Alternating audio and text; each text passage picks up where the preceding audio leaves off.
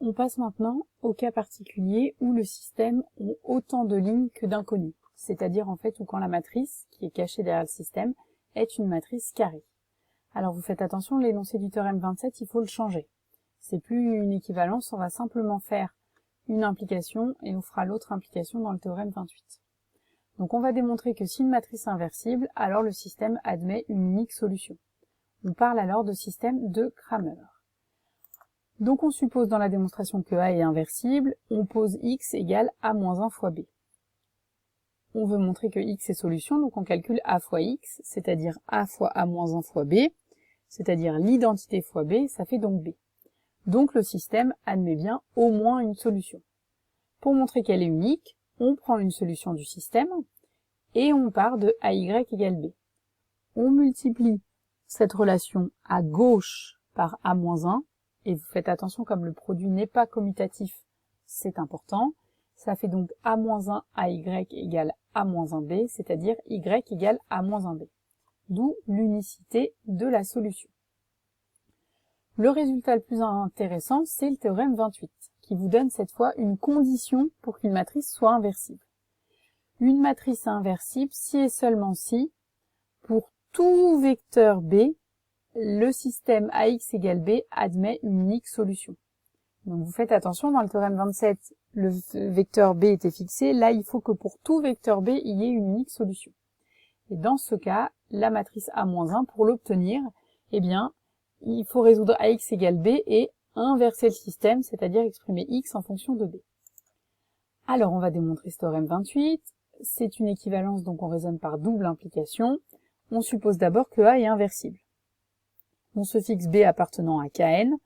Par le théorème précédent, puisque A est inversible, le système admet une unique solution. Donc ce sens-là de l'implication, c'est pas nouveau. Ce qui est un peu plus intéressant, c'est l'implication dans l'autre sens.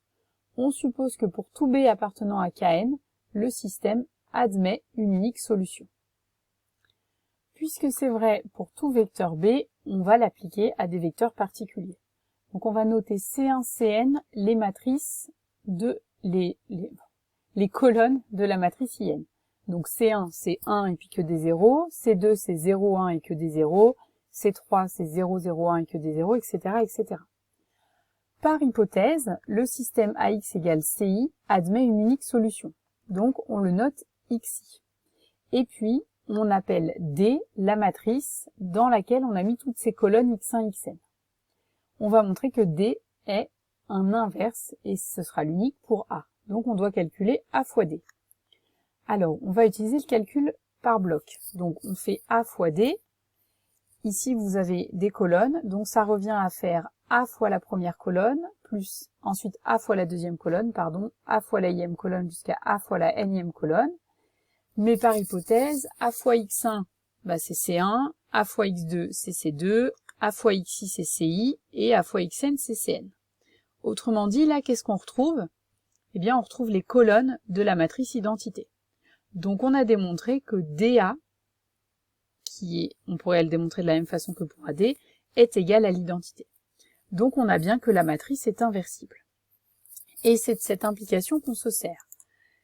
On va traiter l'exemple 19. On veut voir si une matrice B est inversible.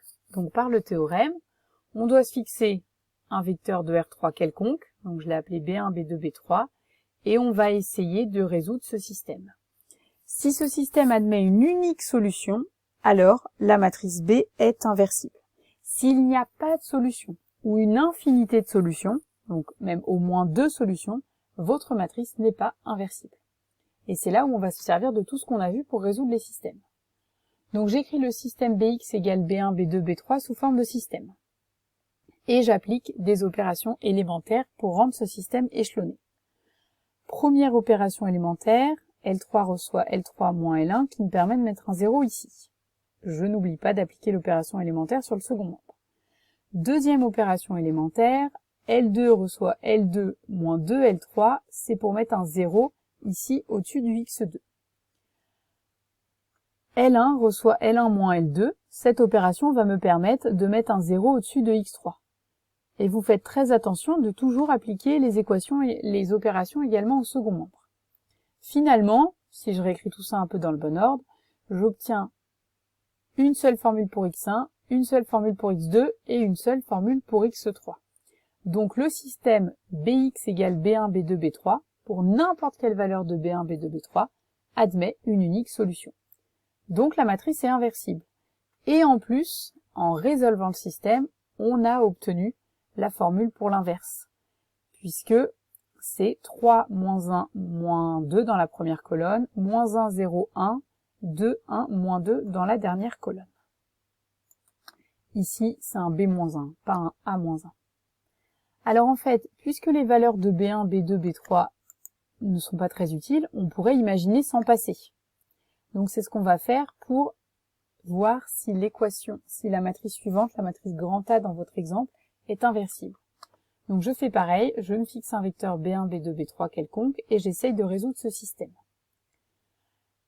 Là, j'ai fait la résolution du système. À droite, j'ai écrit sous forme de matrice pour qu'on voit ce qui se passe.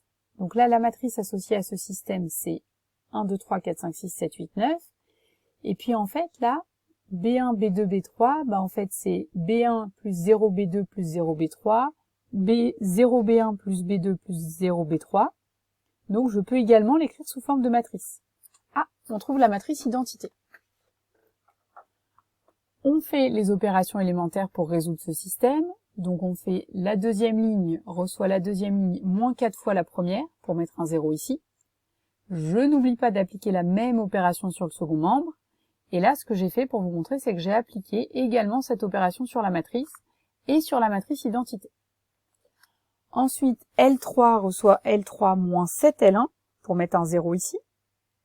Je fais la même chose sur ma matrice A et sur la matrice identité. Et ensuite, ici, pour mettre un 0 sous x2, je vais faire L2 plus 2 fois, je vais faire L3, pardon, plus 2 fois L2. Comme ça, ça me mettra un 0 ici. Et on se rend compte que ça met un 0 aussi ici. Donc en fait, notre système, il devient, par opération élémentaire, 0 égale B1 plus 2B2 plus B3. Donc, si votre vecteur B1, B2, B3 ne vérifie pas cette condition, il n'y a pas de solution au système.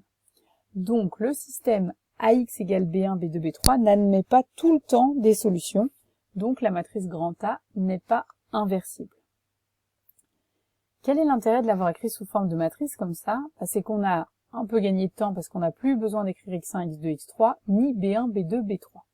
Donc cette méthode-là, qui est exactement la même, c'est juste qu'on simplifie l'écriture. C'est ça qu'on appelle l'algorithme du pivot de Gauss pour calculer l'inverse d'une matrice. Donc vous allez essayer de retrouver l'inverse de la matrice B au début de l'exercice, au début de l'exemple, avec cette méthode-là. Donc vous allez écrire la matrice B, donc pas celle-là, la matrice B, la matrice identité. Vous allez faire des opérations élémentaires sur les lignes de votre matrice pour la rendre triangulaire supérieure ou même diagonale si c'est possible. Et vous allez faire exactement les mêmes opérations élémentaires à partir de l'identité. Et bien à la fin de ce système, c'est-à-dire quand on en arrive là, en fait la matrice B, ici elle est devenue l'identité, et à l'inverse, la matrice identité est devenue une matrice qui est l'inverse de B. Donc vous allez retrouver grâce à cette méthode la formule pour B-1.